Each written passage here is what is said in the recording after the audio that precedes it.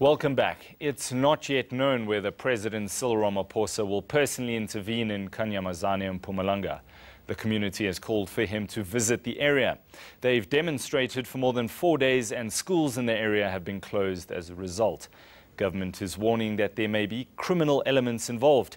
ENCA's Lundo Gukle is there. Residents of Kanyamazane have refused to be addressed by their Premier, Refillium 20. They have instead called for President Cyril Ramaphosa to come and hear their cries. Meanwhile, shops like this are feeling the wrath of the protesters.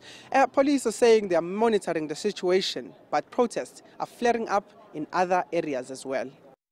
Protests in Kanyamazane have intensified, with residents looting shops and blocking roads.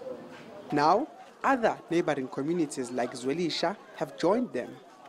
Obviously, there will be uprising all over, and when there's an uprising at Kanyamazane, and they've been doing this in all other areas, and you've been quiet and you don't get anything. So this community also feels that the only way to make government to listen to you is when you go to the street.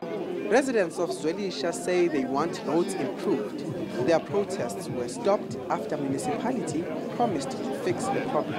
We have a plan that is actually in the IDP and the budget approved for Zwelisha Pemuta Road, and that project is supposed to roll out in the 2018-19 financial year.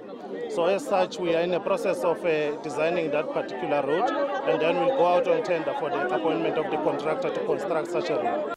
While Zwelisha residents remain reluctant to join, protests in Kanyamazane continue to intensify, but government is warning of criminal elements involved in the protests. Speaking on behalf of Cabinet, Minister Nomvula Mokonyane says a task team is in the province, but could not confirm if the president will visit the area. Lindoguhle Xulu, Kanyamazane, MBOMBELA. Nelson Mandela Bay Mayor Appel has survived yet another attempt to remove him.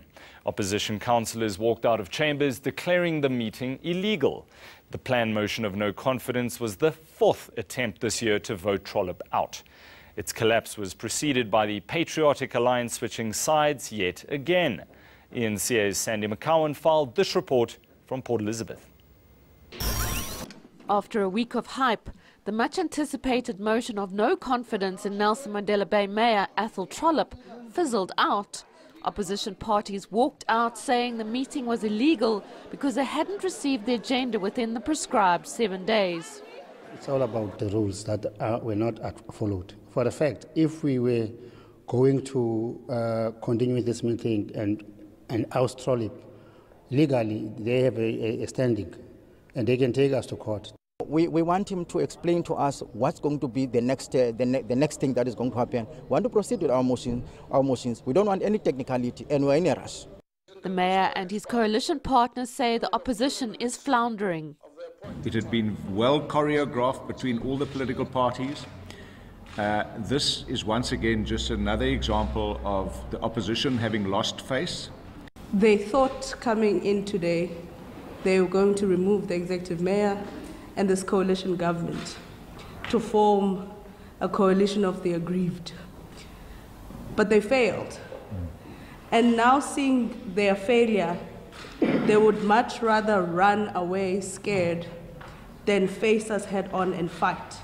Patriotic Alliance councillor Marlon Daniels, who saved Trollip's job when he sided with the mayor earlier this year, had promised to vote against him this time. But Daniels switched back to Trollip's side after the EFF refused to support Daniels' bid to become mayor, with the EFF saying it can't support what it describes as the unrepentant fraudsters of the PA. In any relationship, you take your bag and you go if you're not happy, which I did. But while the EFF was busy insulting us, the coalition partners was busy mending things, and we came up with a workable plan.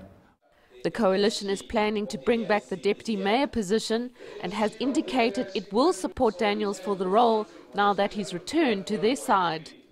They put the motion back to say, let's bring back that position of the deputy mayor to show that they will do anything to hang on to power, even it means working with criminals. The opposition parties say they'll go ahead with the motion of no confidence at the next council meeting, They've called on all councillors to vote with their conscience. Sandy McCowan, Port Elizabeth. There was also some sad news this week. Struggle stalwart ZONDENI SOBUKWE passed away on Wednesday morning. The PAC has described the 91-year-old widow of its founder, Robert Sobukwe, as selfless. Mama Sobukwe died at her home in the Eastern Cape after a 3-week-long hospital stay. Affectionately known as the Mother of Azania, she was awarded the Order of Lutuli in April. This year marks the 40th commemoration of the death of her husband. The world is also mourning the loss of the Queen of Soul.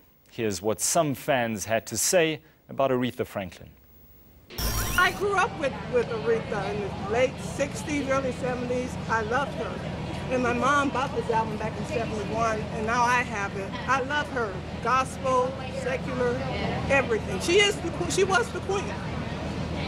Aretha, her music, her words, her advocacy have always been on the front lines.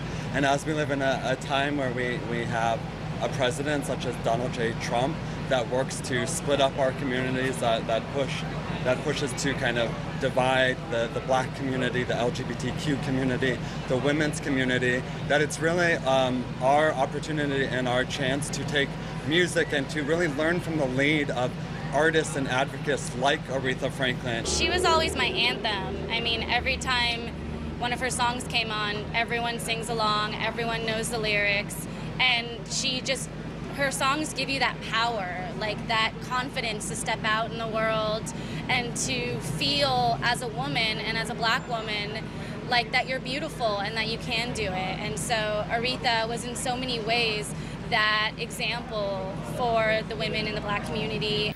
That's it from us this week. Thanks for watching.